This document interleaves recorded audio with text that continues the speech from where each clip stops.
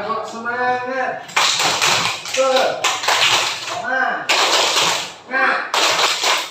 Luar biasa. Ya, tetap semangat.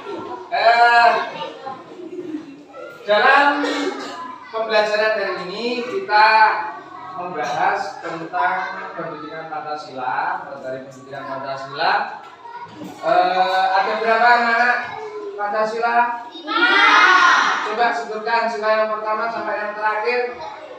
1. 2. 3. Persatuan Indonesia. 4. Kerakyatan yang dipimpin oleh hikmat kebijaksanaan dalam permusyawaratan perwakilan. 5. Keadilan sosial bagi seluruh rakyat Indonesia. Ya, saya rasa semua sudah paham. Kemarin sudah pernah kita bahas terkait lambang-lambangnya. Sila yang pertama disimbolkan gambar apa? Bintang, menunjukkan ketuhanan yang Maha Esa. Intinya itu menunjukkan suatu keyakinan, kepercayaan dan seterusnya. Dan untuk hari ini kita fokus di sila yang keempat, membahas sila yang keempat. Bunyinya bagaimana? Kerakyatan yang dipimpin oleh hikmat kebijaksanaan. Contohnya apa anak-anak? Kalau dalam lingkup sekolah, contohnya dalam kegiatan di sekolah, kerakyatan yang dipimpin oleh hikmat itu apa? Biasanya sekolah harus mempunyai apa? Ketua. Berarti ketua itu namanya apa? Pengurus organisasi. Nah, oke. Sekarang kita membentuk kepengurusan di dalam kelas ini. Menunjukkan sikap kita mengacu pada Pancasila sila yang keempat. Jadi mempunyai pemimpin di dalam kelas. Ini bagaimana cara pemilihan ketua kelas? Apakah langsung saya tunjuk atau kita membuat secara demokrasi? Jadi ada sistem pilihan. Nanti kalian saya bagi kertas untuk memilih siapa yang kami pilih sebagai ketua kelas. Atau sebelumnya kita menentukan calonnya. Siapa yang kita calonkan sebagai ketua kelas juga? Siapa? Yang pertama siapa? Yumna. Oke. Terus siapa lagi?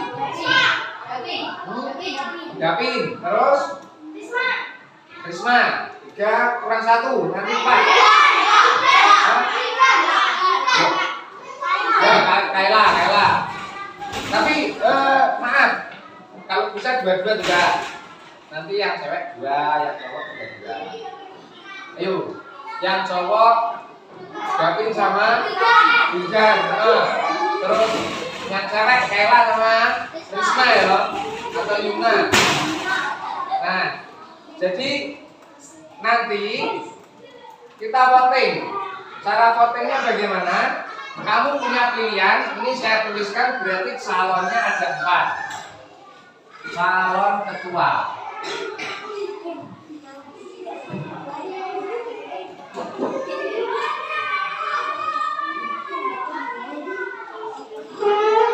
Yang pertama Gapin. 2 Bijan.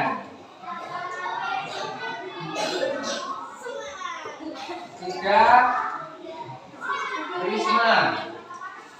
4 apa tadi? Kaila.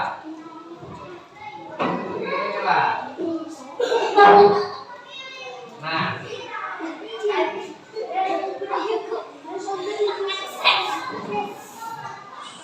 ini tak bagikan kertas.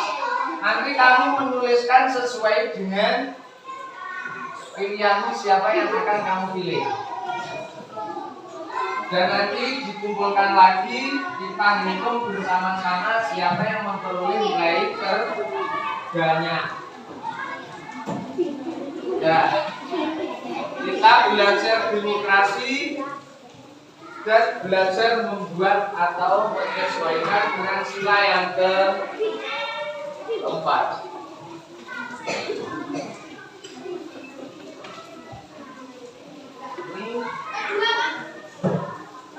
kedua.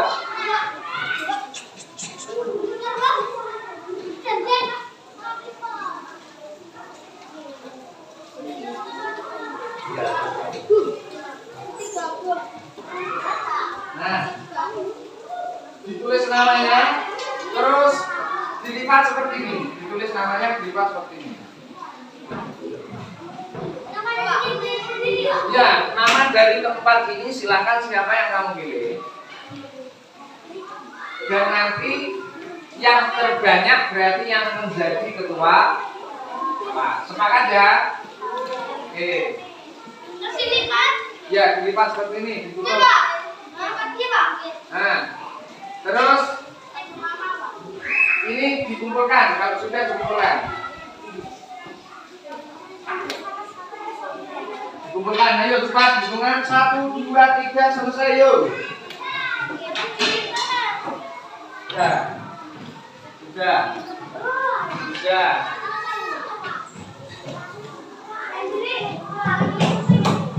Apa?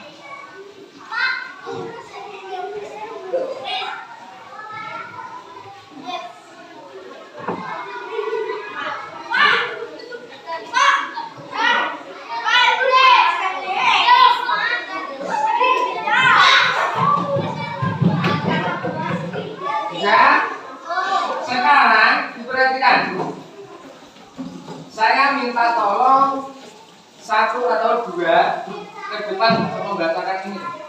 Coba, Gavin tidak boleh karena sebagai calon. Tidak boleh karena sebagai calon. Coba Pari sama Diki. Pari sama Diki. Nah, caranya bagaimana? Nanti Diki yang membacakan, Fahri yang menulis di sini. Misalnya, Gavin nanti ditulis 1 seperti nyekor poli atau olahraga. Oke, paham ya? Oke, silakan dimulai penghitungan ini namanya. Risma 1, seret. Oke. Yang lain duduk, tetap tenang. Calon-calon tidak boleh mengganggu. Tidak. Yang sudah diberikan. Gavin. Oke. Ini Mas Baru.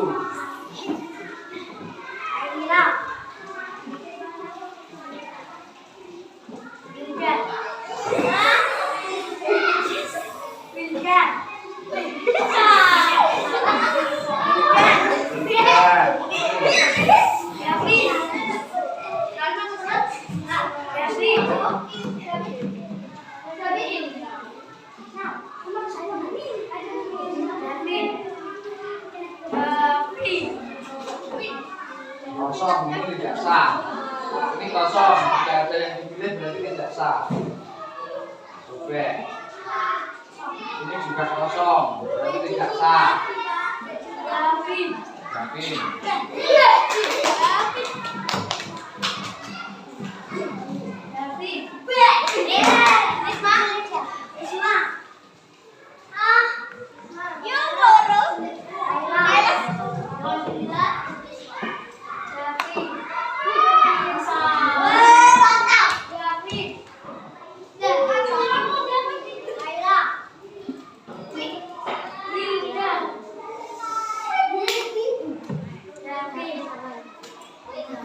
Kosong. Coba sekarang dijumlah. Yang terbanyak nilainya siapa? Gavin. Dihitung, Gavin dapat berapa? 10. Ditulis Fahri sama dengan sini. 10. Terus Wildan 6. Risma 2. Kaila 3. Nah, berarti bisa ditentukan siapa pemenangnya? Gavin. Selamat untuk Gavin karena nilai terbanyak ditulis oleh Gavin. Terus kemudian, apakah kalian sepakat ketika Gavin menjadi ketua kelas? Yang lain, yang ini, yang memilih selain Gavin, apakah sepakat? Sepakat. sepakat dan harus sepakat. Karena apa? Ini namanya kebijakan dan harus menghargai pendapat orang lain, pilihan orang lain. Walaupun yang mendukung Wildan ini yang jadi Dapin, ini harus tetap mendukung Dapin. Namanya demokrasi. Kita boleh punya pilihan, tapi tetap harus mendukung yang sudah jadi, tidak boleh memecah belah. Sepakat? Oke. Terus Dapin ini jadi ketua. Wildan dijadikan wakil ketua. Sepakat? Wakil ketua.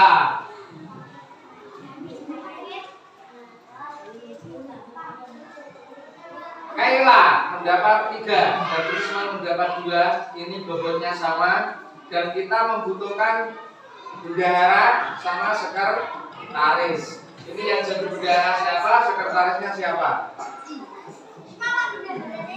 Risma bendahara, Kaila sekretaris. Bendahara sekretaris.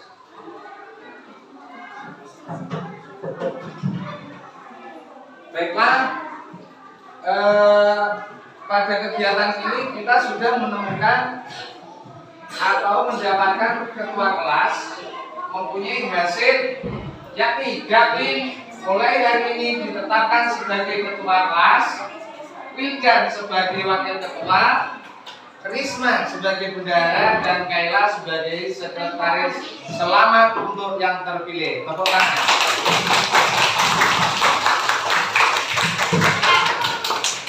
Nah, ini yang kegiatan di sekolah yang berhubungan dengan sila yang keempat.